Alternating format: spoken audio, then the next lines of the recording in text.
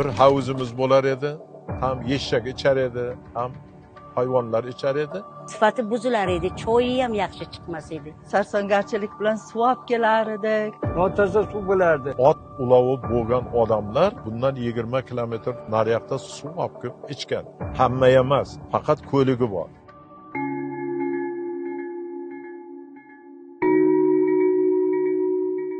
Eng katta masala men kechirmaydi, ichimlik suvi. Qanday qiyin bo'lmasin, bu suv keladi, xudo xolasa. Surxondaryo viloyatida ichimlik suvi ta'minotini yaxshilash loyihasining birinchi bosqichini ishga tushirish uchun ramziy tugmani O'zbekiston Respublikasi Prezidenti Shavkat Mirziyoyev ostida. Hayolimizga kelmagan ishlar bo'lib ketdi. Asli orzular amalga oshdi.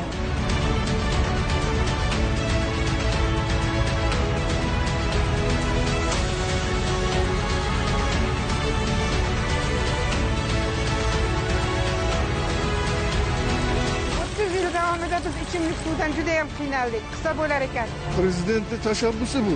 Bunaqa suv bilan ta'minlash savob.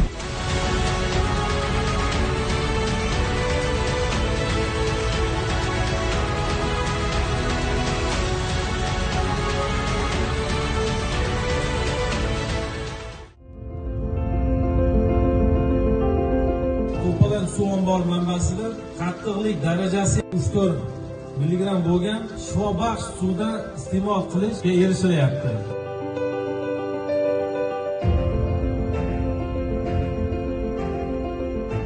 Grafik asosida emas, har kuni suv ichish imkoniyati yaratdi.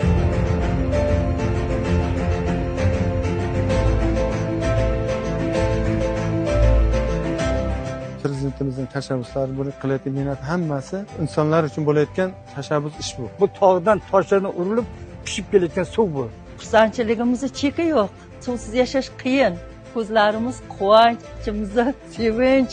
Asrlar davomida orziq kelgan toza ichimlik suvi mana bugun ro'yobga chiqdi.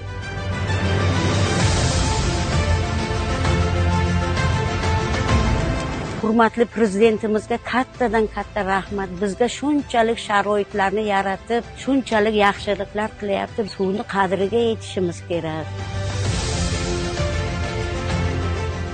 Eliga ya dostları topalana su keldi.